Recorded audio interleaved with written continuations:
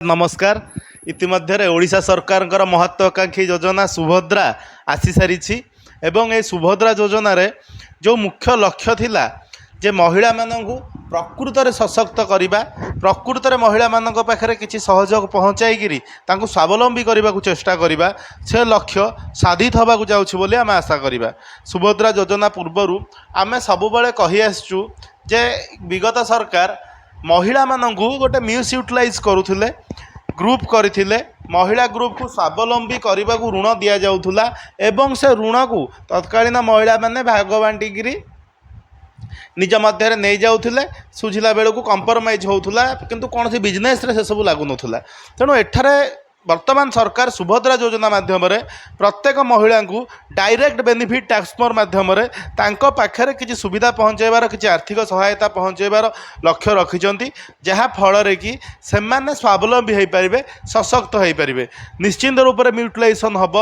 केतक परिवार महिला से सब को घरे से सब टंका खर्च करेंगे एसबू हम किंतु जार लक्ष्य अच्छी जहाँ जदि नागरिक सचेतन न हे कौन सरकार किसी करें। तेणु ये नागरिक सचेतन हबार आवश्यकता अच्छी जदि प्रत्येक महिला चिंता करिबो मु पाउथबा 50,000 टंका को किछि विनियोग करिकरी मोर हाथ खर्च काढ़िबार व्यवस्था करी निश्चित रूप से योजना सफल हम एवं फ्लैगशिप प्रोग्राम थिला ओडिशार महिला माने याको बहुत पसंद करथिले एवं शासक विजु जनता दल को परास्त करिकरी भारतीय जनता पार्टी को क्षमता को आनिबारे ए योजना गोटाए भूमिका रखिथिला। से योजनार लक्ष्य रोची आर्थिक सहायता प्रदान करी महिला मानक अधिकार विषय सचेतना सृष्टि करने स्वास्थ्य शिक्षागत स्थिति उन्नति आनिबा आर्थिक स्वाधीनता उद्यमिता प्रोत्साहित करने तो महिला मानक आर्थिक भाव में सशक्त करने यार गोटे उद्देश्य रोची परिचय सशक्तिकरण भावना सृष्टि करने समस्त हिताधिकारी को एक सुभद्रा कार्ड प्रदान करा गोटे एटीएम कार्ड सबू हिताधिकारी की मिल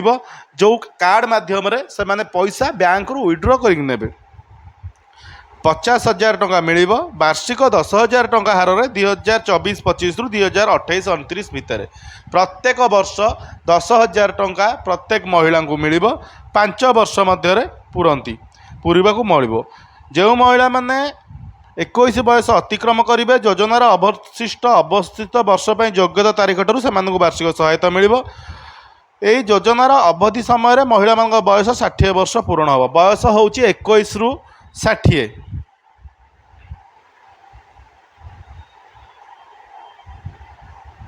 आवेदनकारी ओडिशार बासिंदा होइथिबा दरकार 21 रु 60 भितर बयस होइथिबा दरकार आधार कार्ड रे जो डेट थी से डेट टाको फाइनल डेट हिसाब रे निया जीवो बोली कुआ जाउछि एवं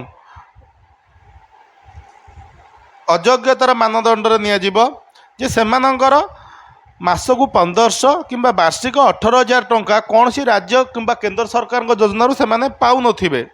किंबा सांसद होइथिबे विधायक होइथिबे देय हित आयकर देय हिताधिकारी होइथिबे इनकम टैक्स दौथिबे कौन सी गवर्नमेंट चाकरी करुथिबे कौन सी निर्वाचित प्रतिनिधि होइथिबे कौन सी सरकारी अंडरटेकिंग डिपार्टमेंट चाकरी करुथिबे संपत्ति 5 एकर रु अधिक नथिबो तो एसबू प्रायतः गरीब महिला मानकर न थाए ट्रैक्टर मिनी ट्रक वाणिज्यिक यान एसबू जिनस नथिबो हिताधिकारी को चिन्हट करने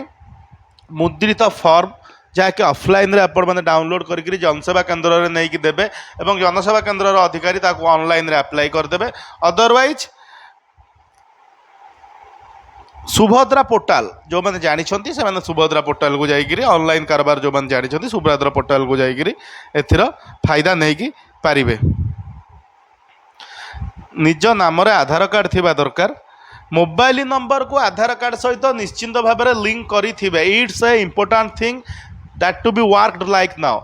जो महिला मोबाइल नंबर आधार कार्ड रे लिंक नथिबो से माने सुभद्रा योजना चिन्हट हो पारे नहीं आपणकर जो महिलांकर मोबाइल आधार कार्ड सहित लिंक थी तेणु यही रोचे इनकम टैक्स इनकम सर्टिफिकेट दरकार नहीं यही परिस्थिति रे सब जिनस चलो आवेदनकारी हिताधिकारी दायित्व से माने कौन सी मालाफाइड जिनस करेंगे ना एवं मालाफाइड कले ओडिशा सरकार छाड़े ना समस्त को अनुरोध एपाई आपणकर इनकम टैक्स इनकम सर्टिफिकेट दरकार पड़ूना किंतु आधार कार्ड सहित मोबाइल लिंक हबार अच्छी आउ जहाँ जहाँ मानदंड सबू गरीब महिला मैंने निश्चित रूप से पूरण करुँच आउ किसी कागजपत्र आवश्यक ना जस्ट बैंक खाता और आधार कार्ड देगा मोबाइल नंबर किंतु आपंकर मोबाइल नंबर टी आधार सहित लिंक हबार अच्छी ओडिशार समस्त माँ भौणी का अनुरोध जो मैंने योजन योग्य विवेचित होती योजनार लाभ उठातु एवं स्वावलम्बी होगापी साक्षर होगापी निजर किसी उन्नति करने से पैसा को विनिमय कर चेष्टा करूँ। जय जगन्नाथ।